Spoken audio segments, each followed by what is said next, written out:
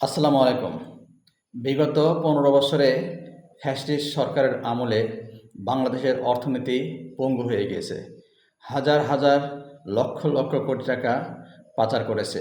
এর সিংহভাগ পাচার করেছে বড় বড় সরকারি কর্মকর্তা, কর্মচারী এবং রাজনীতিবিদরা।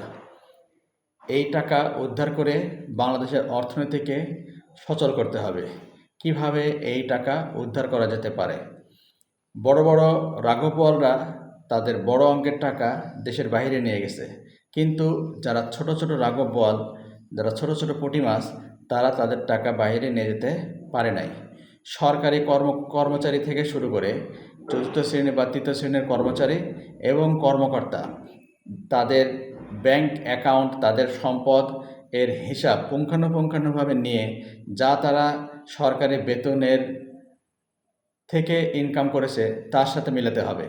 এই মিলিয়ে বাকি যে টাকাটা আছে বুঝতে হবে যে তারা এই টাকাটা টোটালটাই অবৈধভাবে ইনকাম করেছে এবং এই সম্পদগুলো বাজেয়াপ্ত করতে হবে। এমনও হতে পারে যে একটা পেয়ন বা একটা অফিস ক্লার্ক সেও কোটি কোটি টাকার মালিক হয়ে গেছে বিগত সরকারের আমলে। সুতরাং এগুলো সিজ করে নিতে হবে।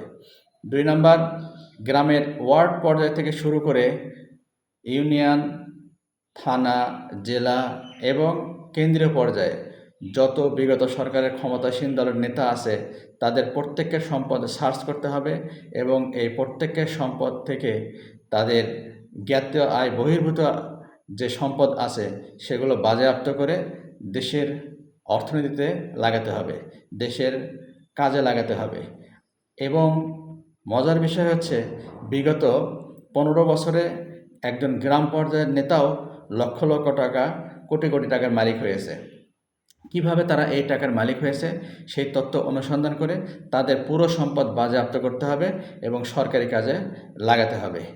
৪ নাম্বার কথা, যারা সরকারি আমলা, ব্যুরোক্র্যাট বা পুলিশ বা প্রশাসনিক পর্যায়ে ছিল তাদের প্রত্যেকের সম্পদ বাজেয়াপ্ত করতে হবে। কারণ বর্তমানে যে সরকারি বেতন কোটা, বেতন স্টাইল, সেই বেতনের টাকা দিয়ে কোনো মতো একটা পরিবারই চালানো সম্ভব, বরং লাক্সারি করে বাড়ি গাড়ি করা সম্ভব নয়। কিন্তু এই সমস্ত কর্মকর্তা কর্মচারীর সকলের আছে বাড়ি গাড়ি, লাক্সারিয়াস বাড়ি এবং কোটি কোটি টাকার স্থাবর অস্থাবর সম্পত্তি। এই সমস্ত সকল সম্পত্তি বাজেয়াপ্ত করতে হবে এবং সরকারের জন্য বা দেশের জন্য কাজে লাগাতে হবে। ধন্যবাদ।